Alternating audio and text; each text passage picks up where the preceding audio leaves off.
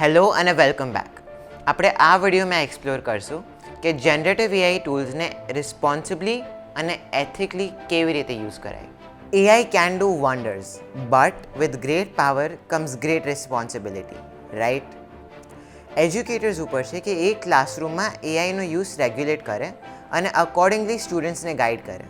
Firstly, it's important to encourage students to use AI as a learning tool and not as a shortcut.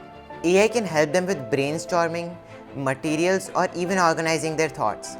But they still need to engage with the material and create their own ideas. બીજું, originality એક important point છે.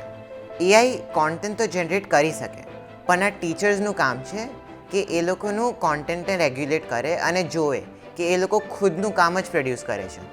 Writing task હોય, project હોય યા presentation હોય, ટીચર્સને સ્ટુડન્ટ્સને anchorage કરવું જોઈએ કે એ લોકોનું ખુદનું એક યુનિક એસ્પેક્ટ એને આપે.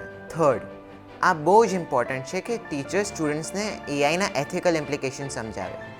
Understanding issues like the potential for a training bias or privacy concerns could lead them to use AI in a wrong way.